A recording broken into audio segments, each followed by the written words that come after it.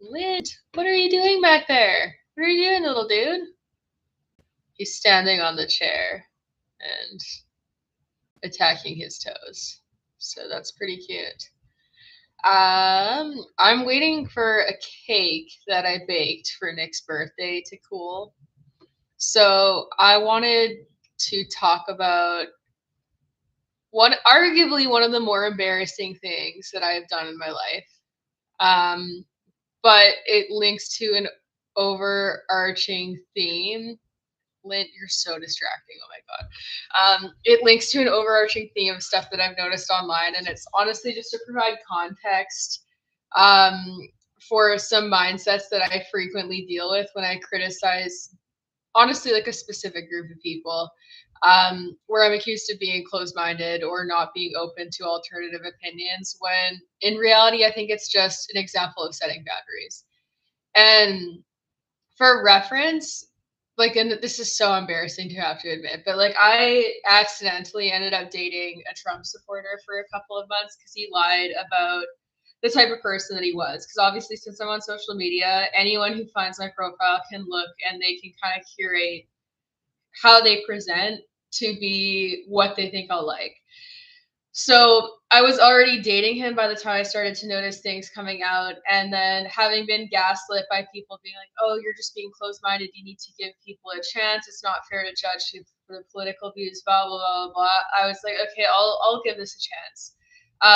And having gave him that chance has just kind of further firmed up my boundaries, because there are certain things that are linked to belief systems that people hold, that are character traits that you have every right to say, I'm not going to allow that in my life.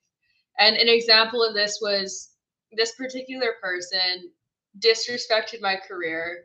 They disrespected my skills. They disrespected my business. They were constantly speaking down to me, making me feel like crap.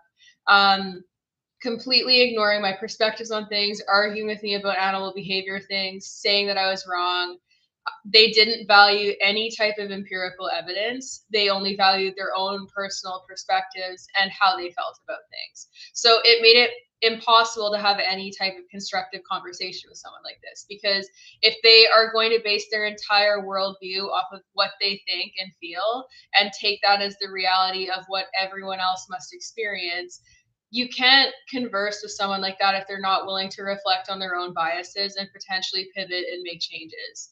They would also make comments that were framed as jokes, that were just attacks and complete disrespect of marginalized groups of people. And when called out on it, they would try to deflect blame by being like, oh, you just don't have a good sense of humor. Oh, you're just being oversensitive, which is a weak cop out to avoid accountability for the things you say and who they offend.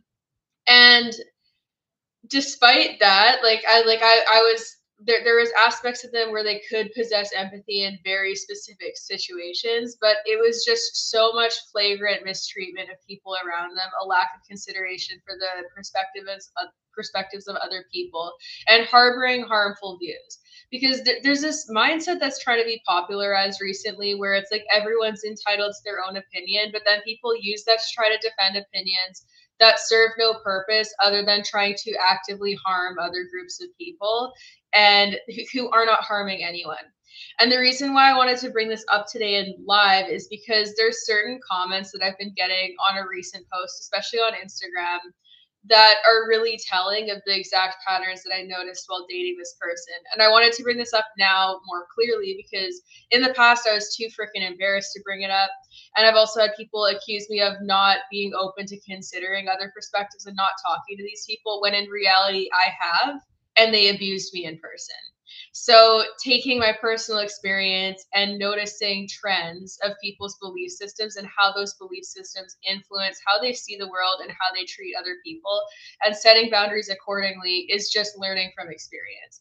It's closing off access to me and closing off access to who I let be close in my life in accordance with who treats me well and who treats the people around me well.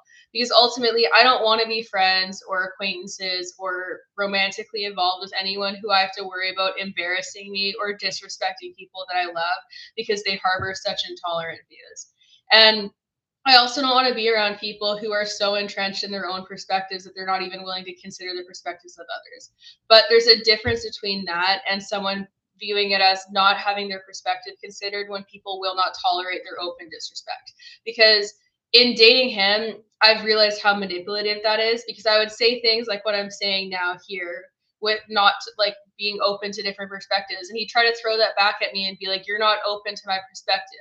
Meanwhile, his perspective was shit talking trans people, disrespecting women, and saying things that were just objectively incorrect, uneducated, and not founded in fact. So it wasn't a lack of hearing his opinions, it was the fact that his opinions were damaging and he was trying to present things as facts that were not true, and that he was actively attacking and trying to harm marginalized groups of people. And when I put my foot down and was like, I'm not going to tolerate this, and broke up with him, he went off on a tangent, calling me a radical left extremist, saying that the only way I'll ever be loved by someone who resembles a man is if I date a trans man. And he said that like it was an insult. And I was like, are you fucking kidding me? I was like, if they treat me well, I don't fucking care. You're saying that like that's some sort of gotcha. But it's like, that's embarrassing. You're exposing how hateful you are towards this already marginalized group of people who causes you no harm and who you're not even friends with anyways. Like, why are you spending so much time thinking about these people in the first place if you admittedly don't like them? And he had this perspective that he's so entitled to his disparaging opinions of these marginalized people that he has the right to voice them at any point and just say things that are just hateful and cruel about people that are not harming him, impacting him, or involved in his life in any way. And I've noticed these types of people in increasing quantities. A lot of the people who are giving me death threats and saying the most nasty shit to me are people who harbor these views.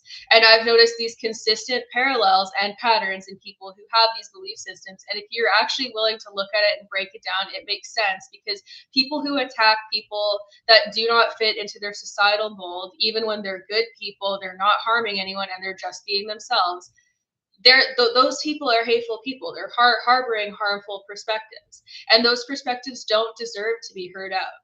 If you're going to harbor racist, transphobic, homophobic, misogynistic opinions, you're not in a position where those perspectives deserve to be heard out, because they are harmful perspectives. They serve no purpose other than to stereotype and degrade populations of people who have a long-standing history of being mistreated. And it is so incredibly manipulative for people to basically latch on to this progressive mindset of hearing people out, considering other perspectives, and try to leverage that to their advantage to justify their hate speech. And I see this happening all the time. So my comment section on my Instagram video where I showed the death threats I've been getting, multiple commenters, every single commenter who came on there to defend Charlie Kirk, one, ignored the death threats, implied that I deserved them, and said that I brought it upon myself, which is heavily ironic because their whole frame of defending Charlie Kirk was that he didn't deserve violence, which I agree with. You shouldn't be a victim of violence because of your perspectives, even if your perspectives are hateful and harmful, and even if your perspectives are calling for violence towards others. That doesn't mean that people should murder you. And I agree with that. But every single commenter in defense of that justified me getting threats of violence towards me, which one says they aren't actually taking issue with threats of violence unless it's towards people they identify with. Two, they don't view those threats of violence as an issue, and they're more concerned about protecting the perspectives of someone that they identify with. And three, all, or no, not maybe not all, most of these people then went on out of nowhere to bring up trans people when that was not even referenced at all in my video, and talk about how they just want to keep women safe and they're worried about women being victims. And I've heard this narrative a lot. My ex tried to use the same narrative, and it fucking pisses me off because people are trying to frame it as they care about women and they're just wanting to protect women. Meanwhile, they're latching onto rhetorics that are used by men who perpetuate abusive rhetoric that harms women to deflect from the people who are actually causing the harm. Trans women are more likely to be victims of violence than they are perpetrators by a landslide. They are one of the most common victims of violence. They see a way higher instance of violence than most women do, cisgendered women do.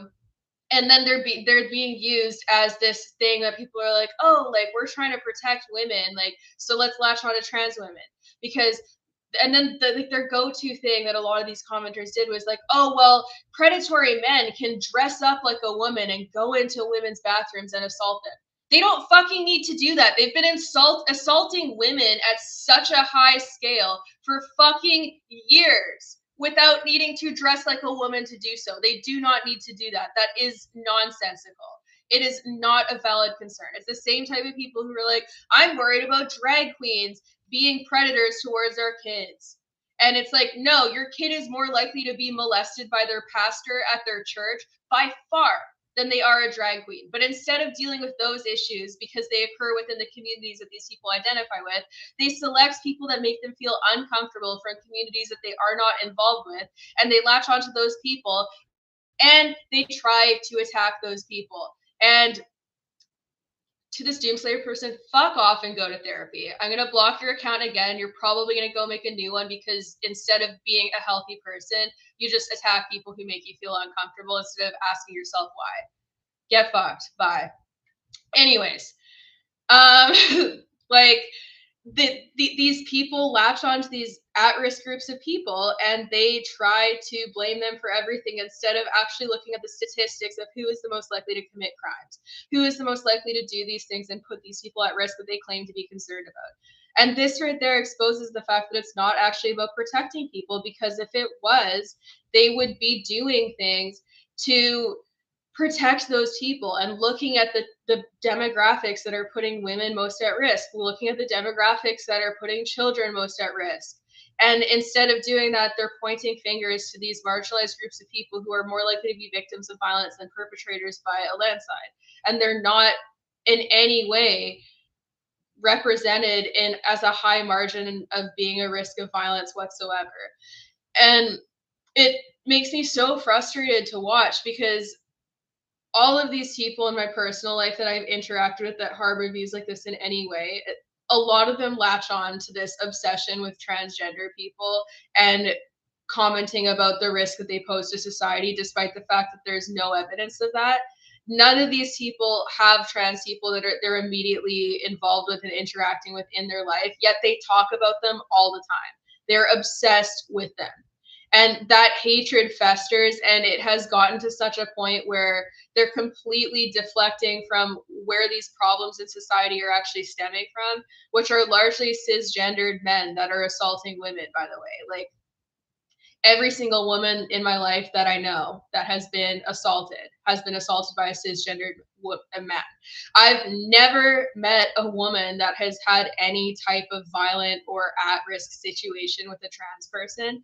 And yes, you could argue that's just anecdotes. It's also documented in statistics. If you want to look up assault statistics, it is well documented. Also, I want to point out the fact that with the threats that I've been getting, all of the threats have come from people that possess these same type of views, as demonstrated by Doomslayer666, which is the fucking 5th account that person has made to come and try to harass me, threaten my animals, threaten to harm me, and espouse rhetoric that is hateful towards marginalized people.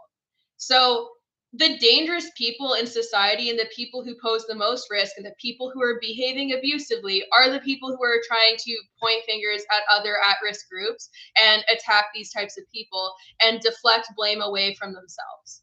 And the reason why they're doing that is not because they want to protect people, it's because they want to protect themselves from accountability for their behavior. And the reason why, oh, look, they fucking made another account, guys. Time to hide this account again. Have fun fucking making 5,000 accounts. Shut the fuck up. And it's fucking horrible to watch. Anyone who's actually anti-violence isn't going to be out there threatening to harm people and animals in comments just because they don't agree with the rhetoric you espouse. Also, this narrative that you should keep politics out of things is lacking critical thinking skills. I'm trying to find a nice way of saying that. Politics are involved in everything. Politics are just where you vote with your morals. Politics are the framework of the societies that we live in, and it's where we vote with our morals. Someone existing as their chosen gender identity fucking shouldn't be political. It should be a personal choice. It's become political because these hateful fucking people who are so unhappy in their own lives that they have to deflect that anger and resentment towards random other people living their best life who are not harming them in any way, and they have to just latch onto that and hate on these people who are not causing them any harm or doing anything negative to contribute to the world whatsoever. And the ironic thing is that a lot of these people hide behind the guise of free speech, blah, blah, blah, blah, blah. But again, if you watch them, free speech for me, not for thee. That's their mindset. And they'll deny that, but they want free speech to be able to commit hate speech. They want free speech to be able to say horrible things about people and just all in all be an unempathetic person who's cruel to other people. But they don't want free speech when it means people having the freedom to choose their belief systems, to choose what religions they do or do not partake in, because they attack other religions that they don't agree with. Look at the recent rise in Islamophobia. It's not about free speech and free choices, because people are perfectly happy latching on to attacking other religions that they are not a part of and insinuating that all of the people part of them are extremists, despite the fact that every single religion on this planet, including Christianity, has extremists within it that do harmful things in the name of their religion. That doesn't speak for everyone within that religion. And also, ultimately, people have the express choice to choose what they want to do. People are like freedom of choice, and then they want to enforce their religious perspectives on people in schools. I don't intend on having kids, but if I did, I'd be fucking pissed if people were trying to enforce religious perspectives on kids at public school systems, because public schools should be catering towards everyone. If you want your kid to be going to school and learning about their respective religion, choose a school that is for that type of thing. There's plenty of them. And it just drives me nuts, because all of these tactics that I see used are abuse tactics. And it's a lot more personal to me because I've been involved with people that do these things. I've been treated poorly by them. And consistently, every single person that I have dated that has held, like, that has been abusive towards me has held at least some of these types of perspectives. And they've tried to justify them on the basis of, oh, that's just my opinion. And it's like, okay, yeah, people are entitled to their own opinions. It doesn't mean that your opinion is healthy, accurate, productive, or kind. So you can have opinions, but it doesn't mean that people don't have the right to set boundaries and go, I don't want that around me. I don't want that in my life. It doesn't mean that your opinion deserves to be openly supported, uplifted, and upheld. So those messages that I saw in my recent post where people are basically just going out of their way to bring up and try to blame trans people for any little thing, I can't fucking stand that. I don't like my platform. I care more about protecting marginalized people and making them feel safe than I do some asshole that is obsessed with the genitals of random strangers. Go to fucking therapy. And that's not even being said as an insult, because most of the people who need to go to therapy the most never do. Therapy is a good thing. It's not something to be ashamed of. It's actually a very good thing. And if more people went, they would probably realize whatever hole they have in their soul that needs to be patched up, instead of just hating on people that they do not understand. And if we actually treated people well, and if people actually gave people a chance, they would find that they have a lot more in common with a lot of these people that they openly hate than what they think. And that there's a lot more middle ground to be met. But instead, their view of like achieving control or finding belonging is through finding mutual hatred of other people with people who hate the same things. And do you know how unhealthy that is? Like, there's a lot of memes that mock this that are for like people from any type of cultural background or political background, where it's like, oh, when you find someone who hates the same person as you, and it's about finding friendship through that. That is so toxic. If that's like your main means of finding middle ground, is just like finding people that are willing to hate the same people as you, that is so unhealthy. What about finding people who like the same things as you? What about finding people who have the same passions as you? What about doing things that are actually productive and fill your soul? Because like, here's the thing, there is no shortage of abusers in society. And they come from every type of background. They're not just from one specific group. They do come from everywhere. But if we look at statistics, there are certain backgrounds of people who are more likely to be putting others at risk. The average woman is more likely to be killed by their male partner than anyone else in their life. That alone should tell people that there's an issue there. And if you actually talk to other women, there's so many instances where we have been physically, verbally, or otherwise harassed by men in public situations where other men could have stepped in and didn't. So you want to know something, that when I've gotten hassled and if I've been mistreated, some of the first fucking people to step in are people in the LGBTQ community. I feel incredibly safe around people like that. I would happily share a bathroom with trans women over sharing it with the type of women that uplift people like Charlie Kirk, because they're not trying to take my rights away.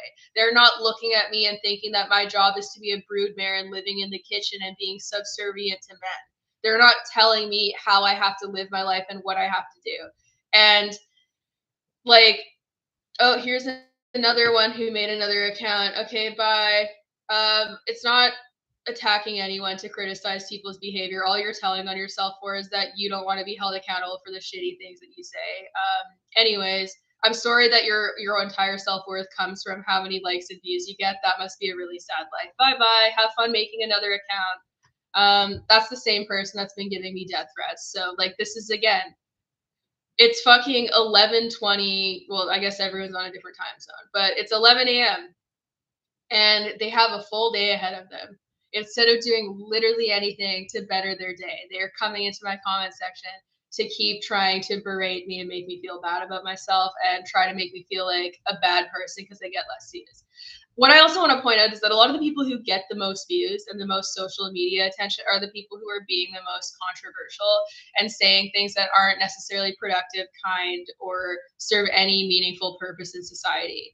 We cannot build our perspectives on who has the most valuable things to say based off of how much attention they get, because there's some incredibly intelligent and amazing people who are doing amazing things that get suppressed by the media because they're questioning status quo. Like, the number of indigenous creators and trans people who are front running these amazing campaigns that serve the purpose of trying to make the world a better and safer place for everyone, that do not get any traction on those campaigns or do not get the traction that they should because they are questioning status quo, speaks volumes. I got shadow banned so badly for speaking out about Palestine that it's not even funny. Like, and I've still been accused of doing that for social media clout. So the irony is that people say that I don't get enough views and therefore no one likes me. But then at the same time, a lot of those people will then say that I'm talking about these political things for the purpose of clout. So which is it? Which is it?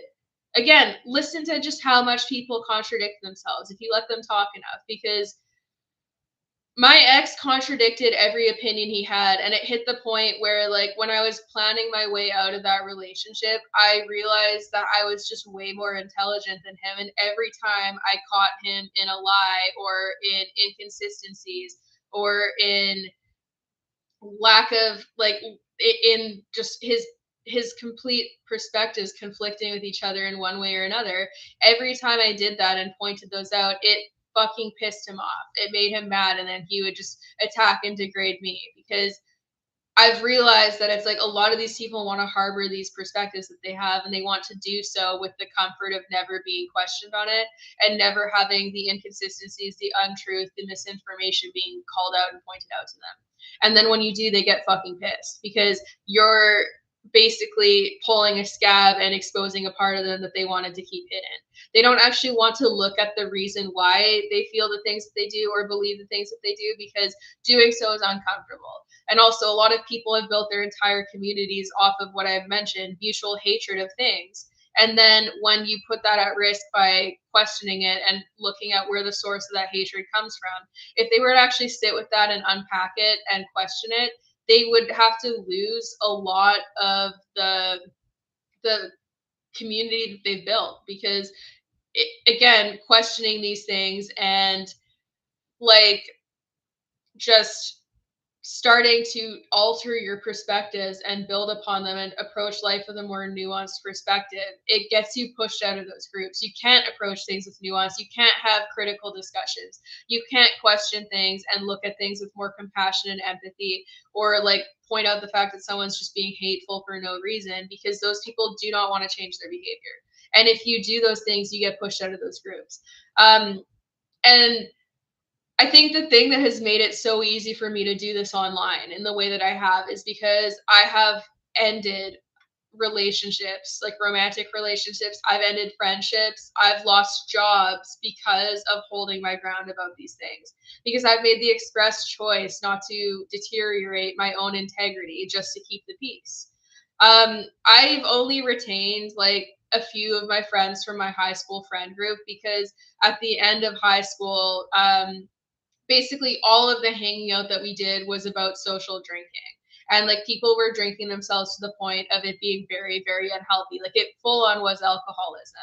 But there was one particular time where like my at the time boyfriend got so drunk that he was like non-responsive. And I'd fallen asleep and I woke up and he was sitting upright in a chair on a couch and he was completely non-responsive.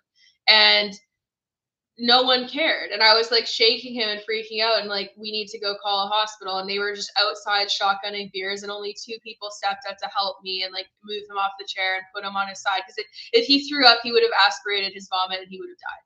So it was something that was just like so obviously a problem. And then the next day after he was out of the hospital and fine, I posted in our group chat and I was like, look, guys, like we can't care more about partying than we do about our friends. Like obviously he's not someone who would use drugs, but like if he had taken something and there had been an overdose of some sort, no one would have known and he would have died. And also, even with the alcohol, he could have aspirated on his vomit. That's not okay. And I got made fun of in the friend group where several people openly made fun of me, and then the rest just stood by and said nothing. And I think two people supported me, who were willing to rock the boat to support me, but everyone else was so fucking passive and cowardly that they cared more about keeping the peace in that moment than they did about caring about their friends in the long term. So that was the beginning of the end for the friend group, because in order to keep the peace and be accepted in that friend group, I needed to be willing to look the other way from behaviors that were problematic. And a good friend, if you have good friends, they don't do that. They don't enable toxic behavior. They don't enable harmful behavior. They don't care so much about keeping the peace and keeping things fun for everybody that they just ignore problems. And a lot of relationships do this too when you're romantically involved, where a lot of couples care more about keeping the peace and being avoidant of problems than they do about actually handling them and building a better relationship. And so when you start to walk the path of setting boundaries in a way where you're like, you know what, I'm not going to enable these toxic behaviors. I don't want to enable this type of environment. You inevitably lose people in your life because people don't want to be held accountable if they're not ready to change. And when you're like the person who is the cycle breaker and who is serving to rock the boat and cause a problem by identifying a problem and setting a boundary, for people that have no boundaries or who are willing to look the other way from problems, you become the source of the issue because you're creating discomfort. Doesn't mean what you're doing is wrong, but it means that you're making people uncomfortable by holding them accountable for their behavior. And if they don't want to be held accountable, then they're not going to listen. So with friendships, relationships, then also with a job back in 2020 during the Black Lives Matter protests, I ended up like losing a job because my boss, which like this was a very inappropriate interaction for an employer to have with an employee, but I was working for a trainer who again possessed these political views that I'm referencing. So it's like for me, it's a consistent pattern with so many different people that like it's very clear to me. That it's toxic. But he basically tried to back me into a corner while I was riding one of his horses and forced me to admit that white people have a reason to be afraid of black people. And I was like, no, I'm not gonna do that. What the fuck do you mean? Like we literally enslaved black people and built a whole country off of their labor. Like if anything, it's the other way around. And then he tried to force me to admit to that. It was like repeatedly berating me, repeating the same question again and again and again, with the intent of having me change my answer. And I was like, no, not unless they're racist, not unless they're racist, not unless they're racist. I kept replying to the same thing over and over again. And eventually he stopped talking, and I was like, fuck, thank God he's going to shut up. I can get off this horse and I can leave and then just not come back to this job. But no, then he got up and he started yelling at me, waving his arms, running towards me while I am on a horse, while I'm on his young horse, running towards me in like a very like aggressive manner, telling me to get the fuck off his horse. So I get off, I hand him the reins, I walk out to the parking lot, I delete him on Facebook, I delete his number, I block his number, block him on everything. Never spoke to him since. Never since. He thought that I was going to come back to work because there is someone that I was working with at the time who didn't block him. And he's like, oh yeah, like I might consider having Shelby back at work, but like that was so inappropriate, so I might not. And I was like, bro, you think I'm gonna come back after that? Are you fucking kidding me? No, absolutely not. And like in the moment, like I was shaking, like I was anxious. It wasn't fun, but I was like, I will be damned if I am basically bullied into saying something that I fundamentally do not believe in. I will be damned. You're not going to make me do that. I'm not going to admit to something that I do not believe in just to try to make you comfortable and to try to make you feel validated. But that was an abuse tactic. That man was an abuser. I after that job, I looked up court records on him and I found out a whole ton of shit and really crazy background. And I was like, shit, should have gone with my gut because there was things that I just felt uncomfortable with that were more subtle earlier on that I was like, oh, I don't want to be judgmental just because I'm not used to working under a male boss because most of my bosses in the horse world have been female. And I thought that I was being prejudiced, but no, my intuition was right. That guy was dangerous. He was an abuser, and he tried to put me in a situation where he was trying to manipulate and pressure me into saying something that I didn't agree with, despite knowing my background. Like, my dad is black, I'm biracial. He saw all of the posts that I was doing in support of the Black Lives Matter protest. It was no secret where I stood. But for his own ego and like as a power move, he tried to push me into a situation and force me into admitting to something that he knew I fundamentally did not believe in. And it's just, yeah, so there's been a lot of different cases for this that I've seen this happening, and I think that more people need to be open to discussing this. One, to create safety so that people who feel this way and call things out and like identify harmful behaviors actually feel validated in noticing them, because if I had felt more validated in earlier times, I would have been able to notice these types of patterns earlier on before it hit like a really big problem. Um, but like, to be honest, like people who are willing to overlook certain traits and people that they respect and uplift, like it's to the point where like when you idolize someone whose entire platform is built off of being hateful and attacking marginalized people, if you're willing to overlook those things, or if it's not a deal breaker to you that a man has multiple sexual assault allegations, has said a ton of disparaging things towards women, and operates with such disdain for people around them, if none of those things are a deal breaker, then it's because to you those things don't matter. My ex that I mentioned earlier, I was living with him when Donald Trump won his second term. And he knew how I felt about the situation. He knew how much I hate Donald Trump. He knew how I felt about what he stood for and how dangerous he was. And we'd broken up and we were just like sharing space until he moved out because we had to. And the next day, his first thing to do, I was in the kitchen getting water, minding my own business. I was perfectly happy, just ignoring each other while we were there. And he walks in and he's like, guess people are losing rights today. Guess women are losing their rights today. And it's like, that's just fucking mean spirited. That's just being an absolute dick for no reason. And it's making light of people who are at risk and making them a punchline because you know that as a white man that you're not likely to be impacted by that.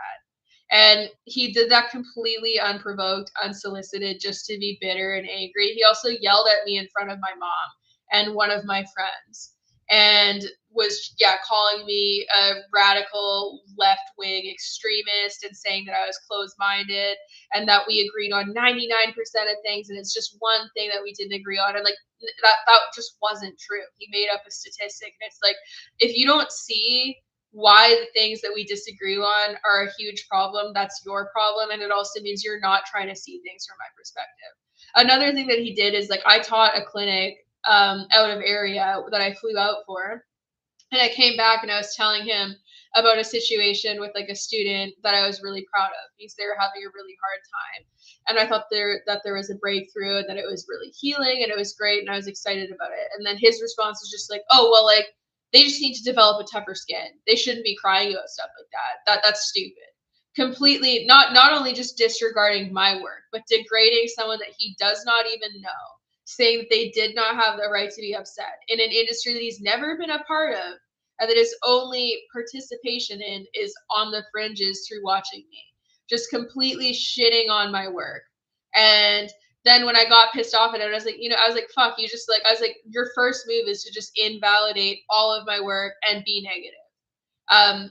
But again, pattern of behavior, because I've dated other people like that before. The other man that I dated years before this that had these similar views shouted at me in front of an entire fucking party of people in front of parents and had friends who had the same views as him. Want to know how many people stepped up to say he shouldn't do that and actually got involved to try to break that up or be like, don't shout at someone in their face in front of a crowd of people? There's probably like 50 people there. Not one of them said anything. Not even the parents. Not even the people who were like 50, 60 years old. No one fucking said anything. They listened to this man yell at me in my face and get be belligerent to the point where he could have been violent. And they just sat there and watched. And people want to look me in the eye and tell me that those are good people, that those are people who are going to protect and uphold and uplift and keep other people safe. No, the answer is no. They protected an abuser in that setting, and there's so many different people watching that all knew him that could have said something, and they didn't. The one person who did end up protecting me was my brother, who I called and drove 45 minutes to come pick me up. There's another time with that same partner where he was mad at me after a party, and he left me to walk home alone and just did not check on me. I ended up getting an Uber back to his place and getting there before him. And I went upstairs and I hid my shoes. So he didn't know I was there. He never came to check on me, never texted me to see if I got home safe, didn't care where I was. No one knew where I was other than him. So if something had happened to me while walking home, no one would have known. He never checked. He did not fucking care. Again, to try to say that having these types of views and uplifting people who do not respect women or do not respect marginalized people is just an opinion, and that you can agree to disagree on these things and it does not matter, is not true. And like in my experience, again and again and again, all of the people that are abusive in my life are the people who uplift and support other abusive people. And that's exactly why they can overlook those behaviors, and that's exactly why they defend them, because they see themselves in those people. And then they go and they abuse other people. And the sad thing is that all of these people had traits about them that were good traits. Like, they weren't completely wholly bad people, but they weren't willing to reflect and look at their own behavior for what it was and hold themselves accountable so that they could change. They didn't want to do any of those things. So then it just became a bigger problem. And I'm sure that it very likely just doubling. Actually, one of them I know for sure is still like that, because someone that I know has stated as much to me.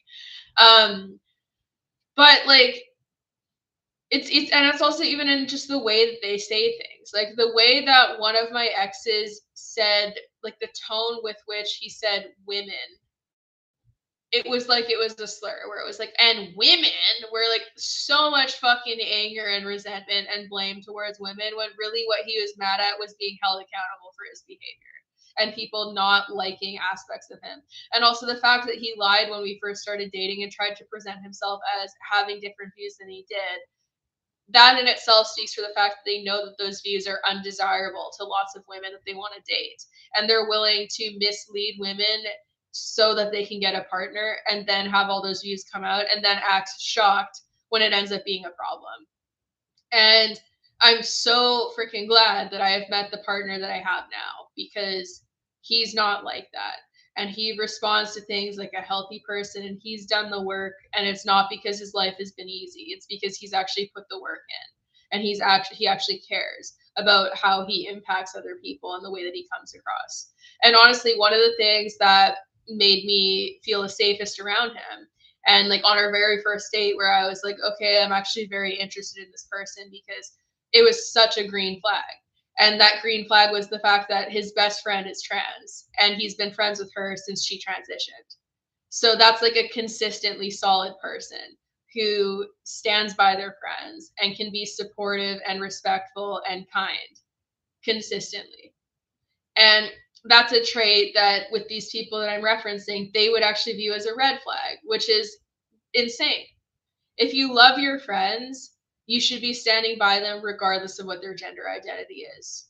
And you should love them regardless, because as far as I'm concerned, it's like,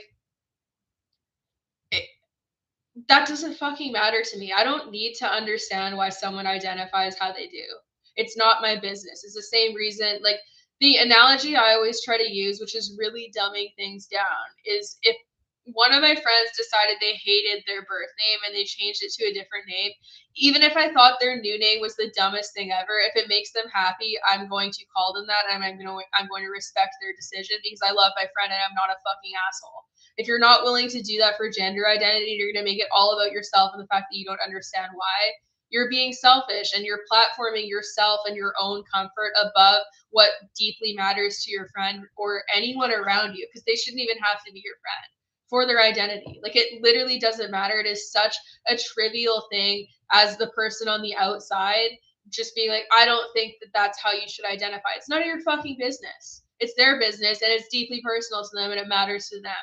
And all you have to do is just refer to them how they want to be referred to. But these people will make any excuse to not respect that. And it's just basic human decency and basic respect.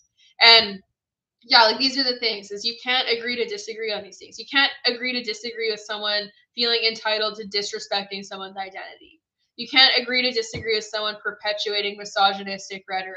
You can't agree to disagree with someone being racist, because agreeing to disagree is choosing to keep the peace above holding them accountable for the harm their behavior causes. And when you're looking at it from the outside with like one person who's not actively being violent, it can seem like not a big deal. But when you get all of these people together in a group, uplifting each other and holding these same views and making each other feel validated and just getting a high off of their hatred of marginalized people, all you need is one person who would resort to the point of violence. And they're going to feel validated, energized, and brought up by everyone who harbors even similar views. And those are the people that harm them. Also, the men that harm women, a lot of them don't even realize that. A lot of them don't even realize the harm they're doing. Both people that I've dated that have done this, 100%, if I had stayed with them, they would have the chance of taking that abuse to the point of physical, especially one of them in particular, like the one that yelled in my face in front of people. If he's willing to do that and he's willing to try to intimidate me through verbal coercion, force, aggressive language, and say things like that, once you're like married and you feel like you're linked to someone in any legal way and they feel like more trapped and more time has gone on and they've gotten more angry and resentful and they haven't done the work, things can escalate to the point of abuse, of physical abuse, but also emotional abuse matters too.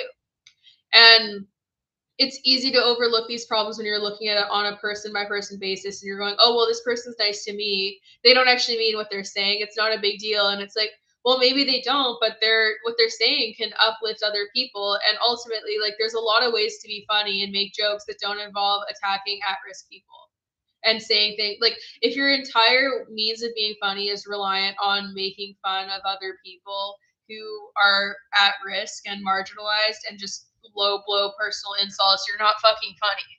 Like, being a comedian is knowing how to read the room and be funny to different people and different crowds, also not being reliant on just bullying other people. But you can't agree to disagree on these things. You need to call them out. And I think that that's a large part of the reason why my platform has gotten so controversial, because I'm controversial on the horse side of things for calling out the status quo in the horse industry. But people also hate the fact that I call out perspectives that are hateful and harmful towards marginalized people because they want to be able to do those things freely and not be held accountable for it. And what I say is, like, if you're gonna do that, fucking do it off my page. Don't come on my page and feel entitled to saying these things. If you're so certain that your views are not problematic and that you're in the right, you shouldn't be that fucking riled up by someone calling you out on your shit. But instead, they are, because they want to be able to behave that way and never have to meet any type of discomfort.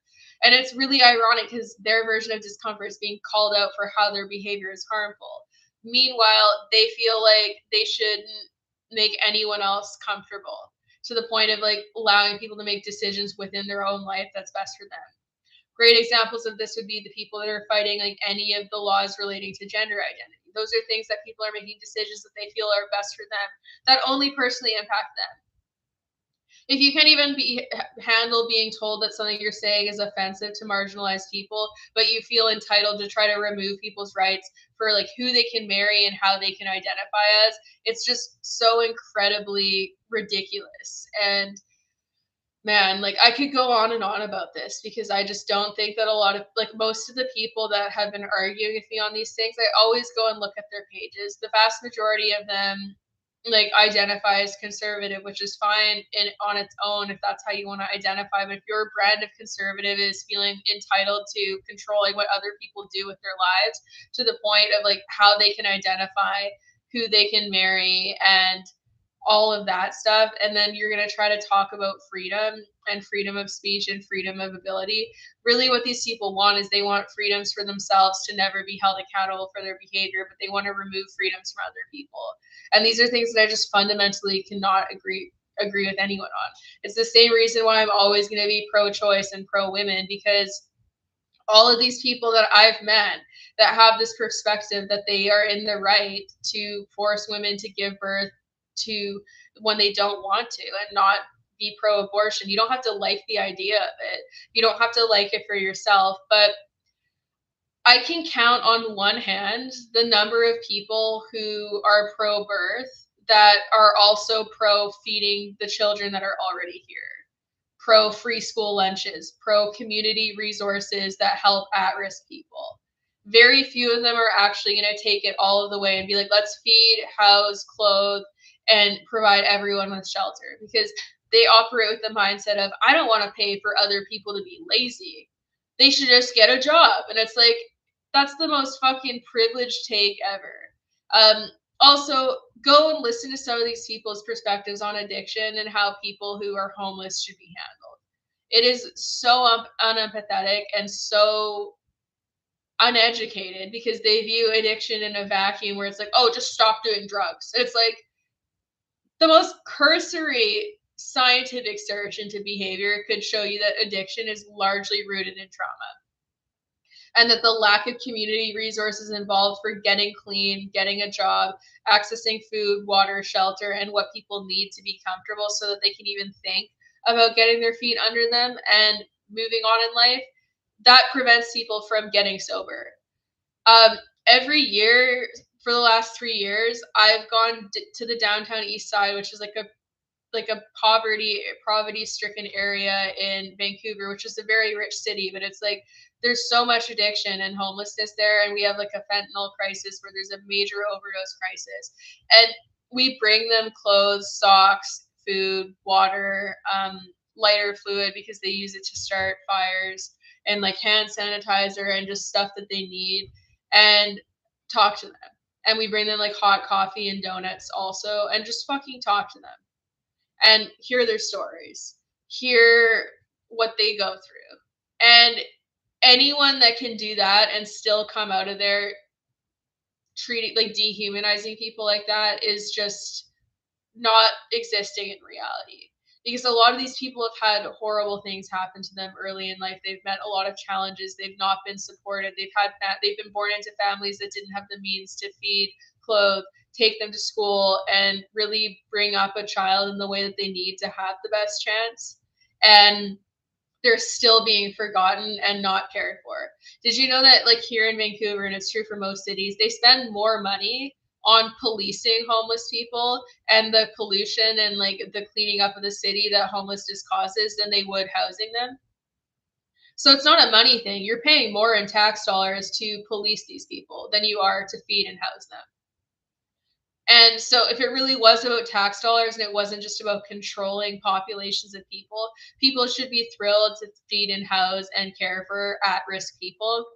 But it's really about control and people wanting to feel superior and better than someone.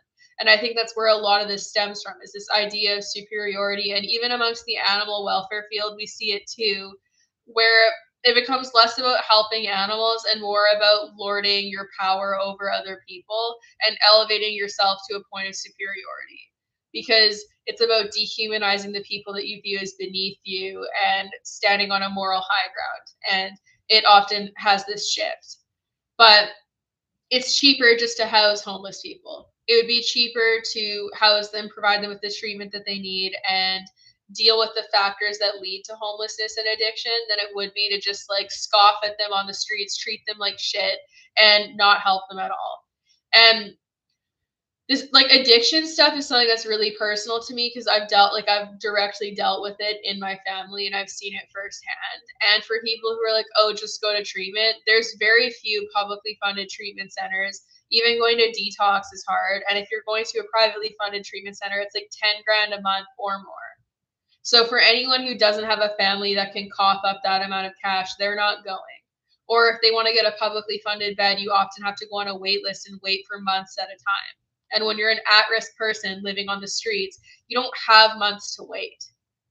Also, if you're living on the street in the shittiest weather during the winter, how can anyone argue that they should just try to be sober through that and go through detoxing and go through withdrawal while being, especially here, like I live in a rainforest.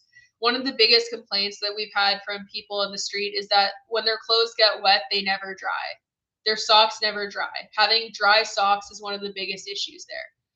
They're never dry because it is so fucking damp here. So you're just perpetually damp, you're cold, you have to sleep on cold concrete, you don't have a bed. All of your worst moments are occurring right in the public eye where everyone can see. Why the fuck would you want to be sober during that? Why would you want to go through withdrawal, which is horrific, by the way? And again, a lot of the people who poo-poo homeless people and shit on people with addiction have no experience with it and they don't know what they're fucking talking about. They're just making judgments from this point of superiority without actually taking the time to learn about the things that they comment on. And pisses me off. So that goes back to like the people being pro-birth, because a lot of these people, if they had the opportunities to have these community resources and be properly cared for from the time they were young, they wouldn't end up in these situations. There's a huge predisposition to addiction based off of early childhood trauma and also lack of community access. If we started to operate our communities in a way where everyone was given what they need to thrive and where we actually came together to help people, there wouldn't be a problem. The other thing that I've noticed with people that are really against all of these things is that they fucking hate mutual aid. There's so much selfishness. They don't want to pay money to help anyone. They don't want to have their tax dollars to go to help anyone. But then for whatever reason, they're okay with billions of people's tax dollars going towards bombing children in other countries. Like, make it make sense. You're pro-life in terms of forcing women who do not want to have babies to give birth, but you're not so pro-life that you want to stop your government from bombing already living children in other countries that are already underprivileged. You're not so pro-life that you're anti-war. Inconsistencies. And when I point this stuff out, I fucking piss people off. Also, Lynch is in my lap this whole time. You guys can't see him, so. Oh, you still can't. Lit. The man of the hour. But yeah, like, notice how consistent people's perspectives are and whether or not they actually are supporting the overarching theme of what they claim to be, because oftentimes they aren't. And I really hate the standard that people are attempting to hold progressive minded people to, like, especially if you're left leaning, where it's like you should have unconditional tolerance even for people whose behavior is harmful. And if you're super empathetic, you should be willing to overlook abusive behavior to keep someone else comfortable. That's not what it is. You can empathize with why someone behaves the way that they do without tolerating their behavior. And when it comes to a lot of these people that have these perspectives, I do empathize with them because, again, having talked to them, both of the guys that treated me like shit that had these opinions, they had a hard time growing up and they had issues with their moms. Where they had struggles, and they also grew up in authoritarian style households where they were punished for stuff, they were spanked, they were yelled at, and they weren't allowed to like feel their emotions and process them, which is really sad to think of a child going through that. However, once you become an adult, it's your responsibility to really start reflecting and processing that stuff. So like the thing is, even with like how they treated me, I still empathize with them and what led them to being the way that they are. But empathy doesn't mean unconditional like tolerance. It doesn't mean never setting boundaries. You can empathize with why someone may behave how they are without tolerating their toxic behavior. So for them, I empathize with the fact that a lot of people who grow up like that have parents that are yelling at them a lot, punishing them a lot, and aren't really teaching them how to critically think, ask questions, and be engaged in learning, because there's such a high risk of punishment if you question the authority in your house if it's run that way. And that's sad. Children shouldn't have to go through that. They should be loved and supported, and then their parents shouldn't be hitting them to teach them a lesson. Especially if your goal is to create a well rounded adult that's not going to view abuse as love. Like, it doesn't teach kids good lessons to hit them and be like, oh, your parents love you, but they'll also hit you. But also, you're not supposed to hit anyone else. And then those kids grow up with really suppressed behaviors. And this isn't just me saying this, it's something that's been documented across studies on punishment, like corporal punishment for children. And we also see it across animal species in general. It's not just reflected in just humans either. Animals and people that are just hit and punished physically for unwanted behaviors and have those unwanted behaviors suppressed, but are never having their unmet needs met, that resulted in those unwanted behaviors, or being taught what the right thing is, or being uplifted and cared for and being taught to process and feel those emotions, they almost always end up being more reactive and more likely to resort to aggression, and also less able to emotionally regulate. So like we know this, and there's been studies for decades painting those trends. So you can empathize with why people might end up with like that, but it doesn't mean you have to empathize to the point where you basically enable them in continuing a toxic cycle. And my thing is, like, even when people are treating me like shit, like that's honestly in the past what's made it hardest to leave abusive relationships, is that I see the humanity in them, and I see the little broken person inside of them, because there's always glimpses. There's always glimpses of that underlying humanity and that hurt person inside of them, even when they're being shitty and even when they're treating you like garbage. You can always see it. It's always in there. And I feel sorry for them, and I want them to get better. I want them to be happy. And like when I'm leaving, and like shortly after leaving, when I'm still healing, like once I've moved on, it's like I don't have empathy to the point where it's really upsetting my mental health to think about. But shortly after leaving, like I think about it a lot, and I'm like, I'm sad for them, because I'm like, this person's not happy. And they're going to be chasing happiness in relationships and running into the same problems again and again and again, because they're not being honest with what's causing those problems. The blame's always falling onto their female partners for how they react to being mistreated, instead of looking at themselves for how they're making women feel and resulting in these issues.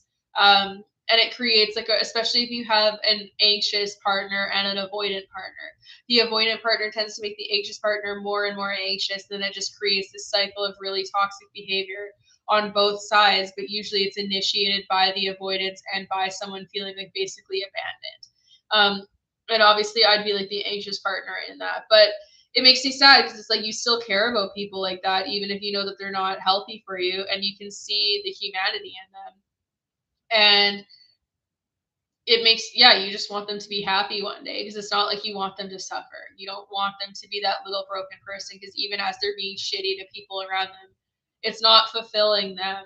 It's not making them feel good. It's not uplifting them. And it's really sad to see. And like I think that's the other thing with like when I'm getting these comments from people who harbor these types of perspectives that I find really telling, is that I'm often accused of not caring or doing things out of malice and mean spirit, and being like, oh, you're just pretending to be nice, you're just doing that for optics. And it's like, that's telling too. Someone who feels that way feels like there's always an ulterior motive to someone showing kindness, and they feel like there's always a malicious motive for someone holding them accountable or disagreeing with them. And they view the world through that lens of feeling like they're constantly at risk, and that they're constantly being like tricked, or that people are out to get them, when that's not the case. Like for any, like I can't think of anyone in my life, and there have been people that have really deeply wronged me and really deeply hurt me, that I actually have ill will towards, and that I wouldn't want to have be happy. Because like ultimately anyone who's doing these things is not happy. Even the people who are the most powerful people in the world who are hoarding wealth and harming tons of people in the process, those aren't happy people. Like Elon, like I saw a tweet, I forget who made it. But they were making a tweet about Elon Musk, and they're like, have you noticed that like these rich billionaires, these richest people in the world, they're never posting photos of them with their pets, them going on hikes, enjoying nature, and doing these aspects of living that make you human, where you're just looking to enjoy life. They're never doing those things. It's all about power, like attention on social media, and like flaunting what they have. And like my theory with people that are hoarding wealth like this is that they're trying to fill a void inside of them that cannot be filled with things. It cannot be filled with objects. It cannot be filled with money, because what their soul is actually seeking is connection. And they've completely neglected that need for connection because they've been chasing things. They've been chasing material possessions, power, and status. And so they need more and more and more because they're never actually being fulfilled. They're never being satiated. But it's because they're looking in all the wrong places. What they're actually craving is connection and real interactions. People that aren't just out to be with them for their power or their money. They're looking for something real, but they don't even fucking know that. So instead, they just keep hoarding more and more stuff and alienating themselves more and more and more from society. And then obviously, people have a lot of animosity towards those people because they are destroying the world and they are causing lots of people harm. And then they're not getting connection from that either. But it's like those people are empty beings. They're like a husk of a human being. Their soul is dying because they've completely started to fixate and value possessions over anything that's actually meaningful. Um, and like even for them, I hope that they freaking heal whatever aspect of themselves is so broken that it leads to them not caring. Because like I just cannot imagine ever getting to the point of wealth where I have the capacity to solve world hunger and I just choose not to. But yeah. Um, Someone said, I am older, had a few losers, and was wondering if I was attracting them, but that kind is always looking for someone to use. Exactly. Like I've talked about abusive relationships before, and I've been met with comments that are like, well, sounds like you're the problem. Sounds like you're the common denominator. But it's like people like that they love empaths. They love highly sensitive people because those are the people who are willing to try to look for the humanity within them and find the good parts in them and latch onto those parts and be willing to have those good parts overpower the bad parts that they see, because they want to see the good in them and they are capable, so they seek out people like that. And it's not that the people that they are attracted to deserve to be treated that way. It's that those are the types of people that selfish people attract because they want people who they can use, and they want people who will give them the types of things like and the traits that they don't personally possess. But yeah.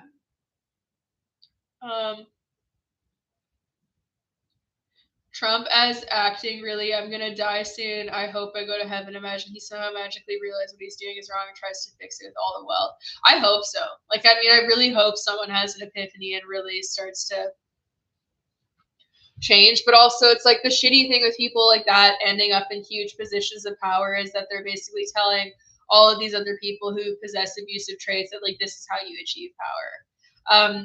So for me, like, with my social media, like, the way that I have done things, I know is not as lucrative. It's not as beneficial to me long term for producing wealth because I don't like doing these like really snappy marketing videos of like really distinct before and afters with training horses, because I think it sets a bad precedent, and usually it's caused by the trainer creating problems in the horse first and then filming the after. And like I do things differently because I just feel icky doing it the way that's the most lucrative. And it has made it so that it's like you don't get ahead as quickly. He's like the cutest guy ever, isn't he? But if I do ever get this far, I'll feel better about it in the long run. And I mean, that's also why I write and why I talk and why I share these things, because I've also realized that there's a lot of people, like when I was younger, I grew up feeling a lot of these things and feeling just not at ease with the world around me and feeling not accepted and just feeling alone, because no one really was talking to it or openly verbalizing it. And I don't want other people to have to do that because it's just as easy as just like saying things, and if other people identify with it, then they can. But realistically, like I don't think it's harmful to identify the harmful behaviors that I see in society. Because also, like, a lot of the comments that I get from people that are like mad at me for calling out racism, I have never been told that to not call out race, or that it's something's not racist by someone that's actually impacted by racism. And obviously, like, I'm super white passing, so I wouldn't say that I'm typically a personal victim of racism, but consistently all of the people who are like, oh, Charlie Kirk's never said anything racist, they're always white people. And it's like, it's not up to you to say what is and isn't racist. It's up to you to fucking listen and look for other POC role models to follow, and not just seek out the ones that confirm your bias. Because I see people love tokenizing minorities to use to be like, oh, well, see, this person supports this hateful rhetoric. And it's like, yeah, you'll always find some because they benefit financially from selling out like that. And they're out there, but that doesn't mean that they're the majority perspective from that minority group that believes that. Like, even if you just look at the statistics for what people, a lot of people with Charlie Kirk, they say you're taking what he says out of context, which is very ironic because then they go and take what anyone who criticizes him says out of context. The amount of times that I've been accused of condoning his death, despite deliberately saying the opposite and never advocating for violence against him, is insane. Like, in their perspective, criticizing him in any way is condoning his death. Meanwhile, when they say that you're taking what he says out of context, they listen to the whole clips and they're getting distracted by all of the words that he puts around the point that he's making. Because I did go and read the transcripts, and he says more words. Like, they're correct that the quotes people are taking are not the full statements that he made. But if you read the words around these things that he's saying, he's still saying the same thing. The underlying theme of what he's saying remains the same. It doesn't change the context of what he's saying. The context remains the same. He's saying the same thing. And yeah, they don't want to sit with that. And also, it's just like, again, all of these role models that I see people like this consistently bringing up, they don't have female role models that are like progressive females. They don't have POC role models. They don't have LGBTQ people that they're listening to. It's very insular. They're not outsourcing other perspectives in different minority groups, yet they still want to be the voice on how those people are experiencing life, but they're not willing to listen to them. And I think that speaks volumes because, yeah, and then also, yeah, the people he chose to debate are true. And also, apparently, he debated Oxford students, like law students, and those videos did not go as viral because they fucking handed his ass to him. But yeah, like debating students and also picking the clips, like cherry picking clips that are the most controversial and like angry, because also he's gonna get a lot of angry people that talk to him, right? Like, you're saying a lot of really divisive things, and people are gonna be pissed off at you, so you are gonna get that emotional response. And then to him, since it's a job that he's making a lot of money off of, it's easier for him to be calm because it's like, regardless of what this person says, he's still fucking making money.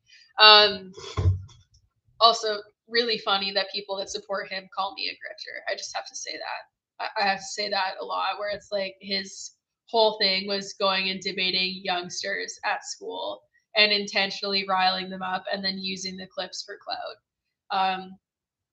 One clip in particular, the debate that he had that I listened to, and I was like, that is so fucking insane to me, was one where someone was like, what do you think about providing kids in school with lunches? And he's like, their parents should just get a job and pay for it. And it's like, okay, even if we want to pretend that the parents of these hungry kids are just lazy and are just choosing to not get a job and just not feeding their kids, I don't fucking care. Feed the kids. I don't fucking care if their parents are lazy in your eyes. Why the fuck don't you want the kids to eat? Like, I listened to that and I was like, I don't even understand what you're getting. Like, again, it's a superiority complex and a self-righteousness where you're like, the kids should be punished because their parents are lazy. I don't fucking care. If your parents are lazy, you should still get to fucking eat. You're a child. I literally do not give two shits. Your parents could be sitting on the couch all day, never lifting a finger, never fucking doing anything. The kids should still get to eat. But yeah, like they try to make people look stupid on purpose. It's the same thing as these male podcasters who bring women on their shows and they intentionally clip clips and say like divisive things and cut women off and never let them actually speak to try to make them look stupid and to create clickbaity shit that people listen to. And then it also blows up their comment section because they're getting so many people being like, you're being an asshole. And then they also get the men that are like, you're so right. Women suck. Women are so stupid. They should get back in the kitchen. So you get both sides of it. You get a lot of views and you get a lot more comments. And that's why those posts blow up so much. It's not because the person doing that is more intelligent or because what they're saying is correct. It's because what they're saying is so divisive that it blows up the algorithm. And yeah, like I've never been asked to go on like a podcast like that, and I think there's a reason for it because they know that I talk too fast for them to trim clips quickly. Also, is another thing. But I've like if I ever got contacted by a man like that, I'd be like, we have to do the podcast live if you want to do this. It has to all be live so that you can't fucking crop it because I'm not stupid and you're not gonna make me look stupid. But yeah, a lot of it's just inflammatory bullshit that they're using for content, and that's how they make money. And yeah, like the fact that feeding children is so controversial for people who claim to be pro-life, insane. Just feed the fucking kids. You shouldn't even need to ask what their parent does for work or how hard they're working. If the kid is hungry, fucking feed them. Why is that even controversial? Why is that up for debate for people that claim to care about people? Feed them. I don't know if anyone's seen that girl on TikTok who's been calling churches and saying that she's a starving baby that she needs formula for, and it's like a 4-month-old baby. I think is the age she's been using, so they need milk, like they're not on food. Or I think it might have even been 2 months, but like most of the churches she's called say no, not unless she's part of the congregation. And like again, if you're not paying taxes, like churches don't pay taxes, fucking feed the kids. Don't say that like, hey, you have to join our cult for your child to get the formula they need. And the interesting thing is that like she called some mosques, and right away the mosques that she called were like, sure, what kind of formula do you need and where can you pick it up? And yet that's a religion that is actively trying to be vilified currently and labeled as like violent and awful.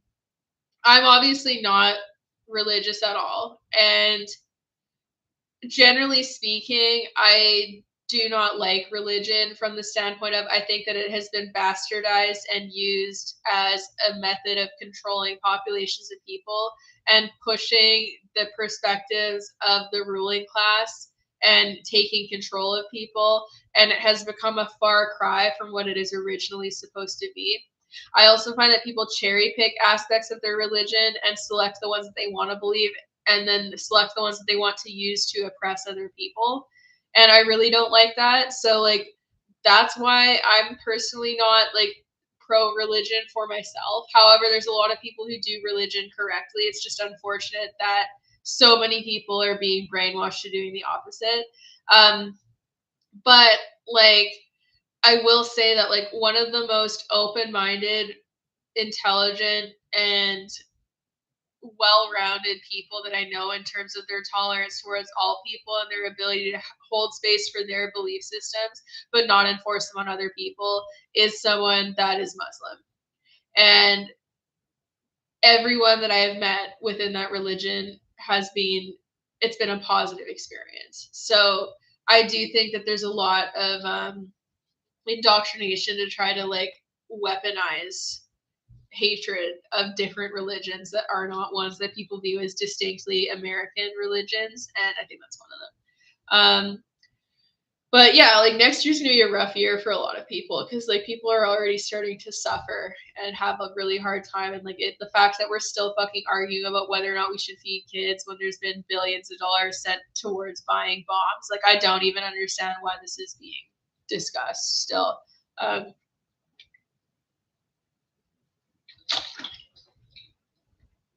The other thing with me with like religion is that I think that more people need to consider the fact that the text that we have could have been modified and doctored.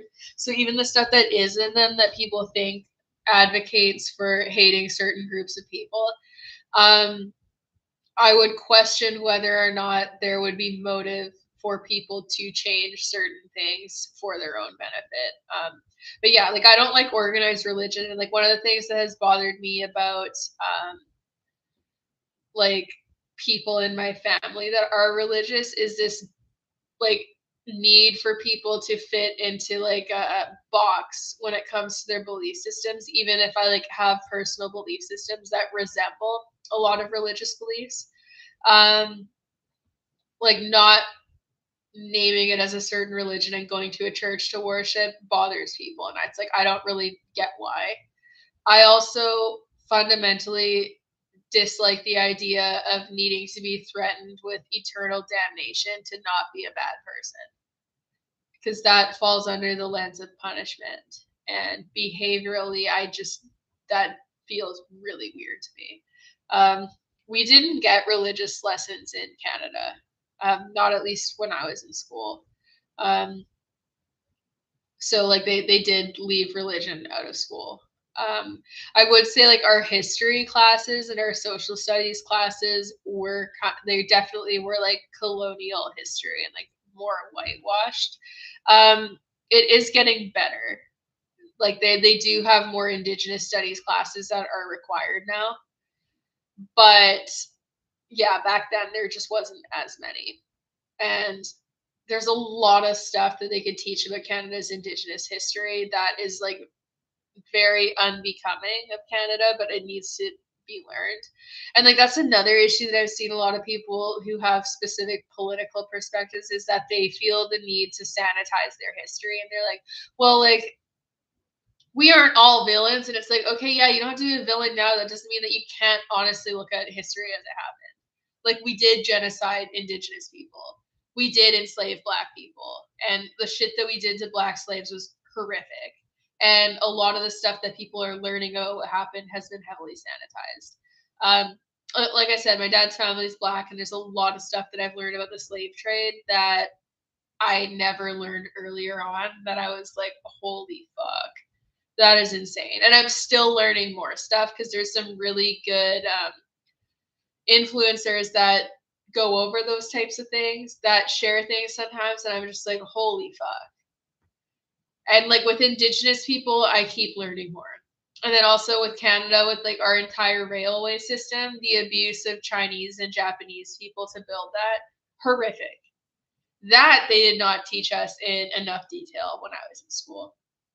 So fucking bad. So bad. And man, yeah.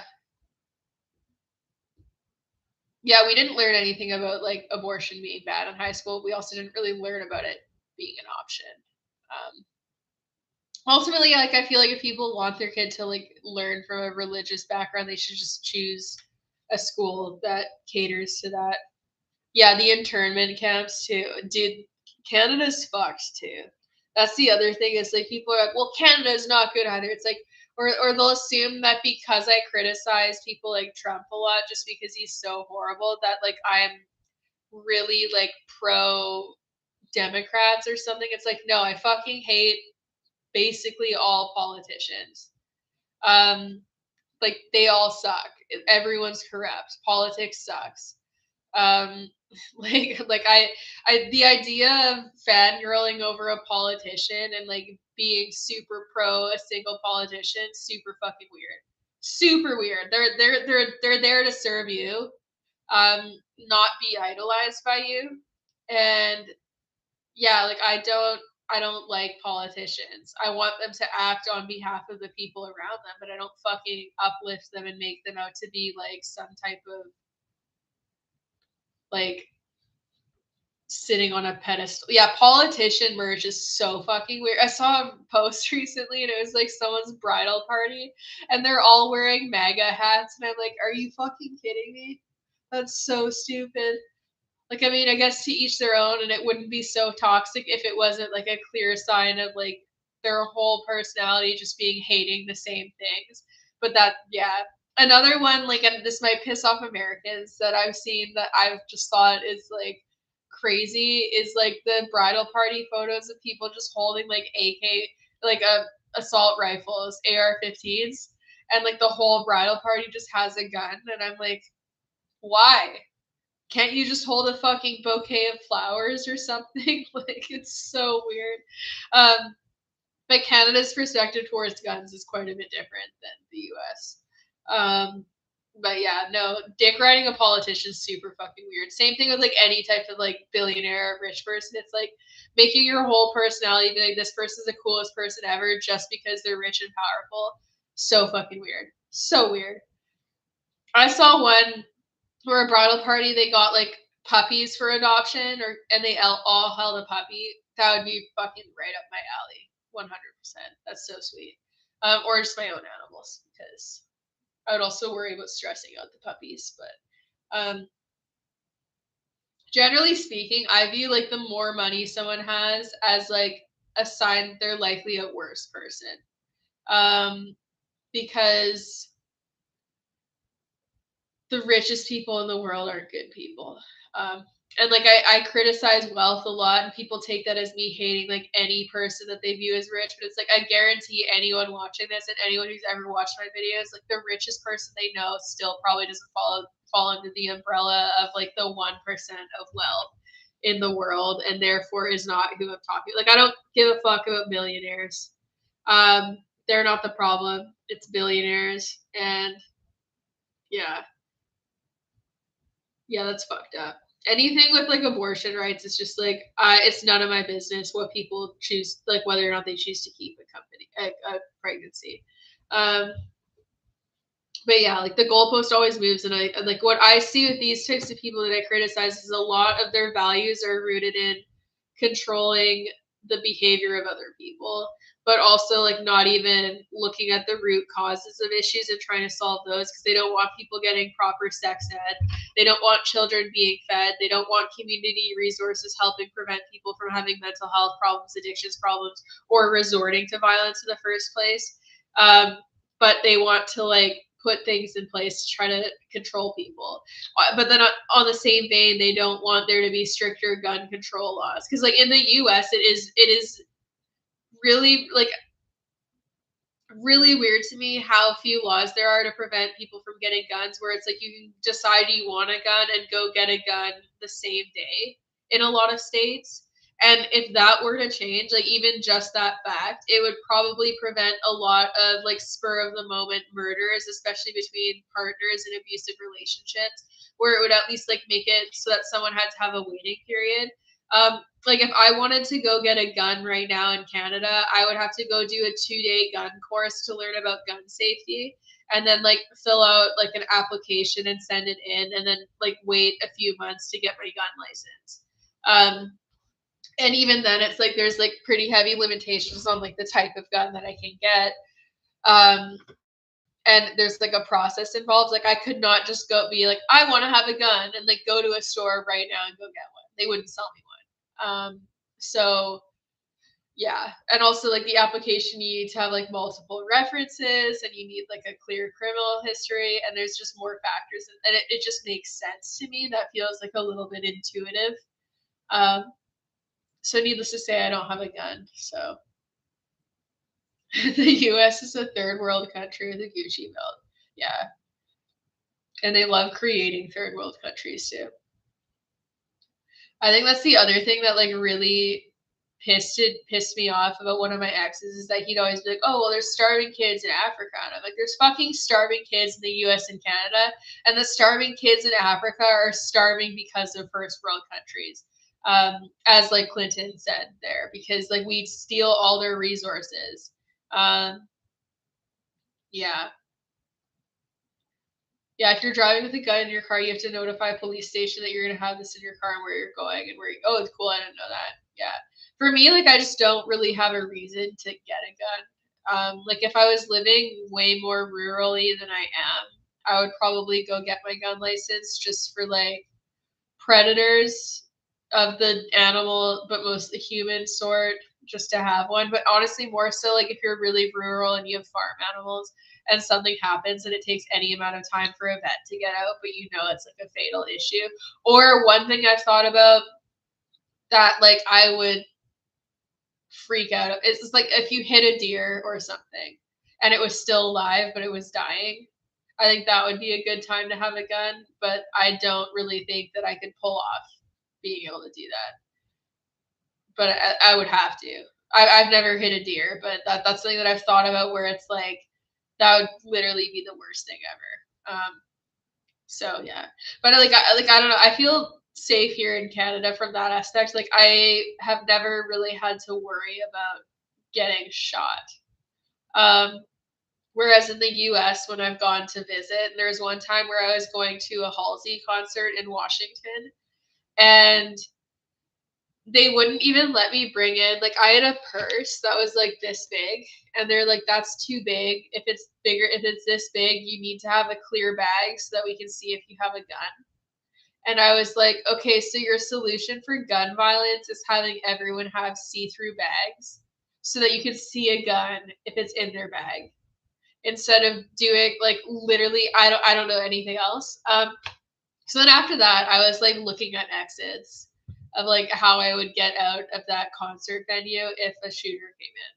I've never had to do that in Canada, so it's just not something that I've had to worry about here because it's not really a viable concern. And like when we do have shootings, it's like unheard of. Lint was just here. You just missed him, but I don't know where he is now. I feel like that's actually a good question. I might go look to make sure he's not eating the cake that I made for Nick. Lint. You. Bad boy.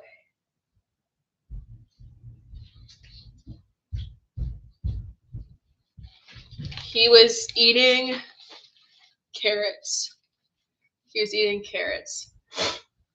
And he's probably going to go back and try to eat more of them. But yeah, you're a bad boy. Yeah, the amount of shootings that the U.S. has is honestly pretty wild. Like coming from a place that's not like that, it's insane. The other thing that's been a culture shock, like between me and my American friends, is talking about the healthcare system because, like, when I go to the doctor, I've never had to like pull out a debit card or a credit card and like pay. So like, hearing that from Americans and being like that they pay when they go to the doctor, crazy. And I've also seen like a lot of Americans that want to defend their healthcare system try to argue it on the basis of like, oh, Canadians have to wait such long appointment times for specialist appointments. And like our healthcare system's not perfect, but like having talked to Americans that are more critical of their healthcare system, they've stated that they also have wait times. And like also, yeah, no one here ever goes fucking bankrupt from medical fees. I also had people argue like, oh, Canadians are always coming to the U.S. for faster medical care, and it's like maybe they're rich people. Like you need to be rich to be able to do that, and if you're rich enough to bypass like a couple of months of waiting for a specialist appointment, because also like we triage people. If you like have an imminent issue and you need to be seen by a specialist faster than everyone else, like you're going to get seen faster. Like even for me, like I had an MRI for my back, like my lower back, because I had back pain. And it can be up to like 8 months to a year wait if you're not like in immediate risk. I ended up getting my MRI within like a week of getting the application in, and I didn't have to pay for it. So like it depends. Like I wish that people that say those things would actually talk to more Canadians first, because I feel like the only Canadians who really validate that are like the mega Canadian Texas-esque, like we call Alberta's Canadian Texas, which it's very apt if you've ever been there. If there's any Albertans listening to this, I'm sorry, but we know it's true.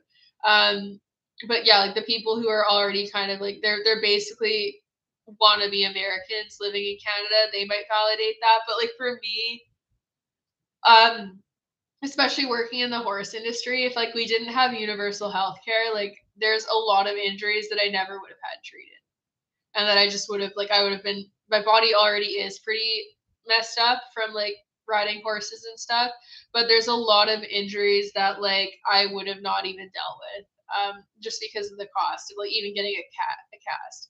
Like a great example is like earlier this year, Queso bit through my fingernail because my mom's dog got out of the yard and tried to attack him, and he like fucking panicked and he bit through my finger. And like cat bites are really, really bad for infections, and you need to get antibiotics. So I had to go to the ER and get antibiotics, and I ended up having to be on IV antibiotics for like 3 days. And if I was in the States, I would probably be looking at like a several $1,000 medical bill over that. And if I didn't go, I could have lost my finger because without antibiotics, I would have been pretty fucked. So yeah, like stuff like, and also just like broken bones. So like when I've broken my wrist or needed stitches and stuff, if I had to choose between going and getting medical care or having like going and getting medical care and having like a several $1,000 bill or not getting it, yeah. Oh my god, I can't even imagine how annoying it'd be living in Alberta with the 51st state thing. Yeah, like that's my argument is that it's just like first like I don't think people realize how fucking big of a threat that was on Trump's part either. Like the fact that so many people are willing to gloss over that and be like, oh no big, and then also some Americans are like, yeah, make Canada the 51st state. It's like fuck, I would rather like I won't want to live here if that actually happened. I'm not, and it's like inciting a whole fucking war is like the implication too. But no, like I don't think people realize how shitty that would be for all Canadians if something like that actually happened. My argument is that it's like, okay, if they want that, if Albertans want that badly, give us all the Albertans that don't want that. We'll take Banff, Jasper, and Waterton Lakes, and maybe also Drumheller, and then they can have the prairies, and we'll take it, and then everyone can just come to BC. That's, but no, they shouldn't take it at all. That's it. That's just a joke. Rescue cat, pray to only let it out without medical care. Oh yeah. I only like if I rescue anything from a cat that a cat's hunted, I take it to Critter Care, which is a wildlife society that's like that has places around here. Or I like if it's like gonna die and the cat has already maimed it to the point where it's gonna die, then like you kind of have to like either let the cat kill it or have someone else kill it. Because yeah, no, unless you get it from the cat right away and they're not damaged yet. But even then, like with bunnies and stuff, the sheer fear of being caught is pretty bad. This is why I don't let my cats outside though. Like I don't even like to have to think about that. And with the barn cats, like they got a snake over the summer, and this poor snake, like they'd broken its neck or something, and it couldn't like be a snake anymore. It was having struggles, and then we had to kill the poor snake. So that sucked. But that's why I don't have outdoor cats, because like cats are fucked up with how they kill things. Like they toy with things until they die. Like they're not nice about it. Like my dog is a pretty good ratter. And the only reason why I let her rat is because she is basically like having a rat trap out there, because she is very efficient and just like can, if she gets a rat, they're dead immediately. But cats play with them and they like disembowel them, and it's really fucked. So like from what I've learned from that, I actually think that dogs are probably more effective ratters than cats are if you get a ratting breed. But also Alberta doesn't have rats for the Albertan in the room. That's crazy. I found that out like way too recently, like only a few years ago. Insane. I can't believe that. We have so many rats here. I wish we had less. Yeah. Oh, I didn't know barn cats could attract rats. We have a rat hotline. That's so funny. Yeah. If you're American and you don't know about that, you should look up how Alberta eradicated rats. It's pretty wild.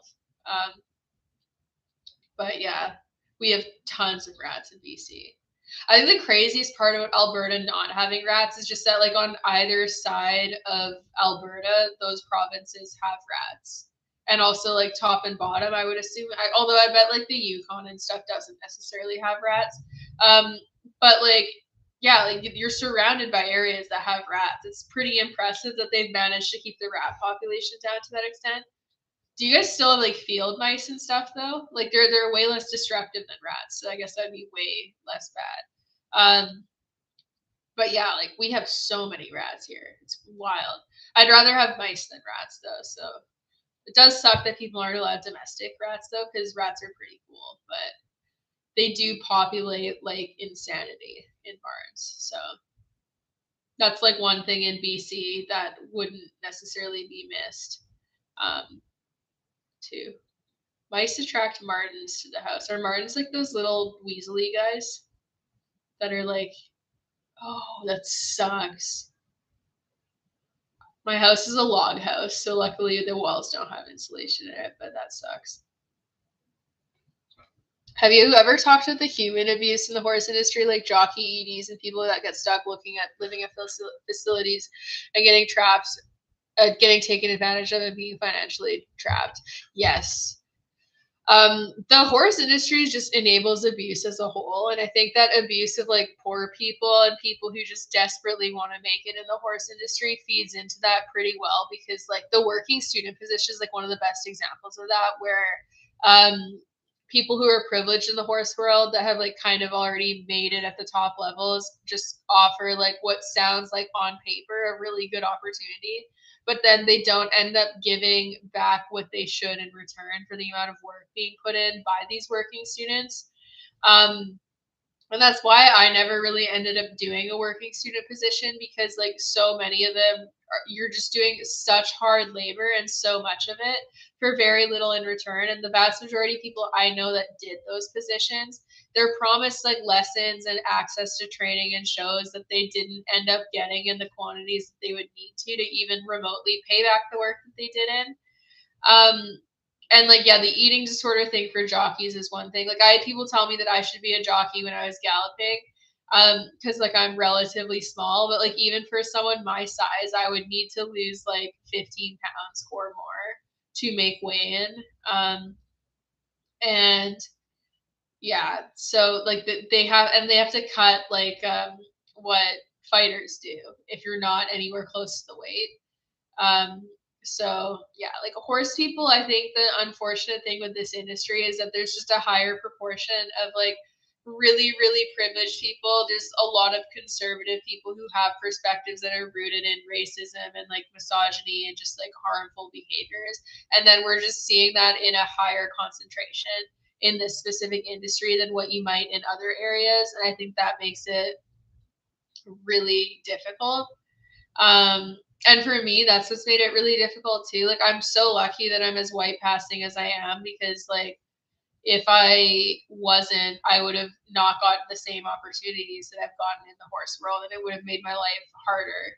So I think that's like the other thing too, is people being able to recognize the privileges that they have, because like it's not easy to make it in the horse industry, especially if you don't come from money and especially if you don't look like what everyone thinks that you need to. But yeah, the guy that crossed the finish line dead after he lost a lot of weight in a day to be able to race. Yeah, like the cutting that they do is insane. And like for me,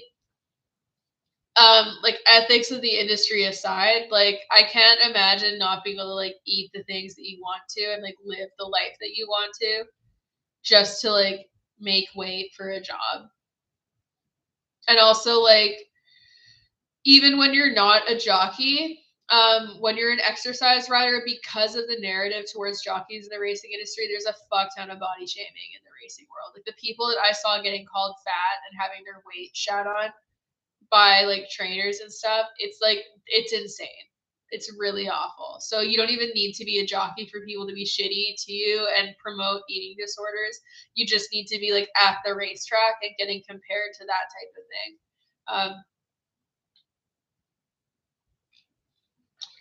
Yeah, it sucks. We need more diversity, because also if there was more diversity in the horse world, we would see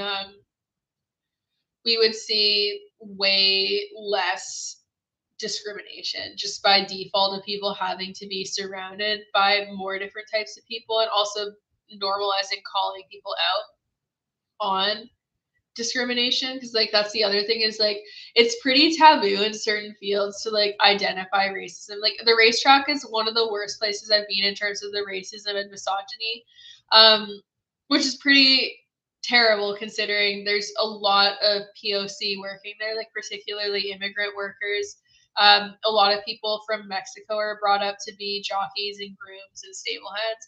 And like some trainers would refer to their immigrant workers just as the Mexicans. And then I would be like, well, like, what's their names? Like, why aren't you calling them by their names? And then there's a lot of misogyny towards women and like a lot of really predatory men at the racetrack that prey on young women and are creepy and are like sexually harassing women like verbally with the things that they say, and like you're just expected to just take it and listen to it and not rock the boat by calling them out and saying that it's a problem. So that was pretty gross. Like there is a guy at the racetrack when I was working there that 100% probably would have hit me if he wasn't on a horse because of what I said to him.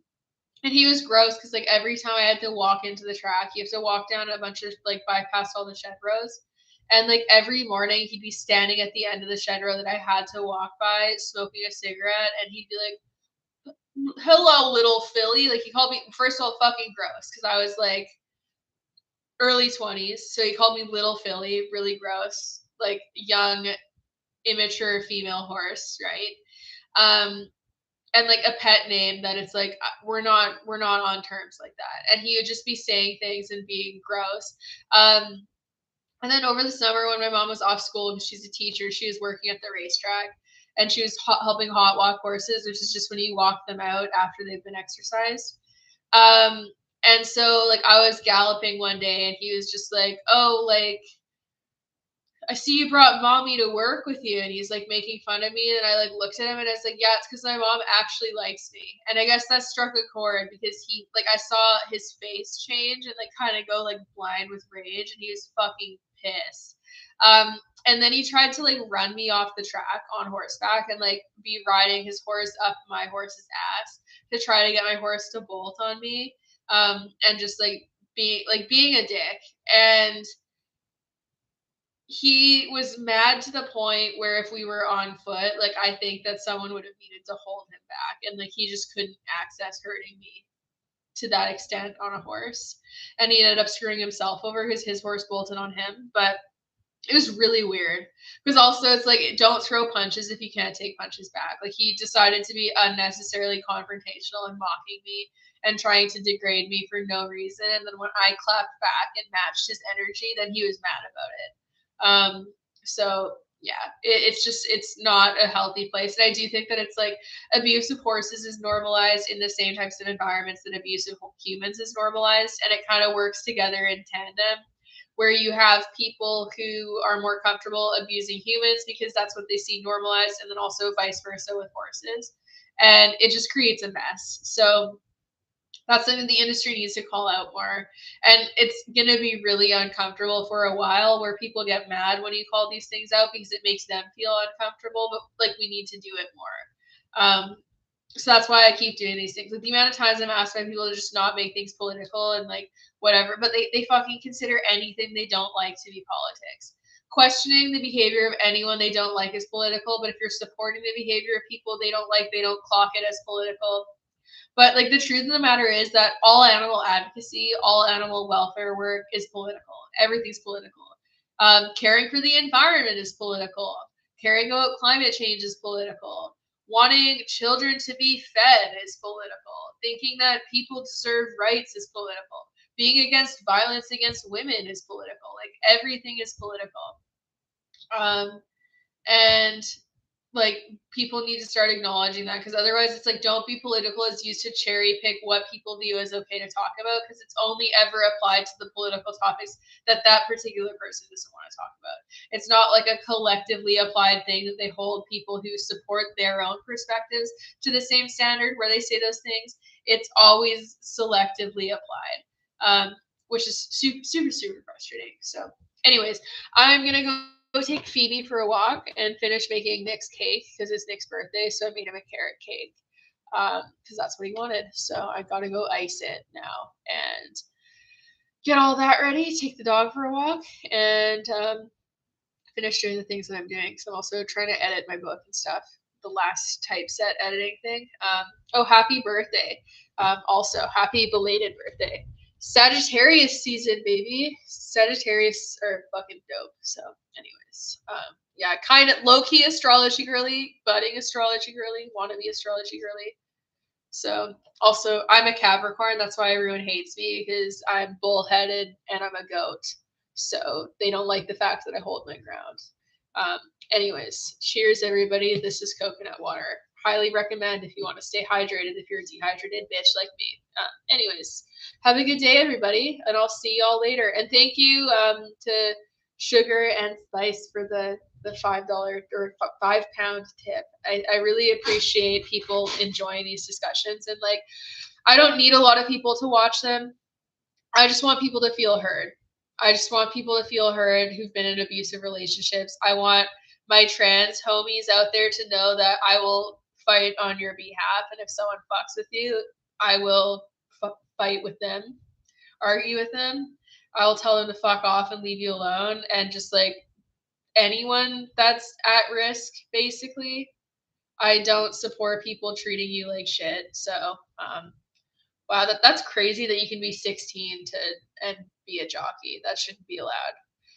I do love goats also. One day I would love to have goats, but it's just not practical right now until I have my own farm, which is why it's like I'm like trying to leverage making my way to getting a farm as quickly as possible.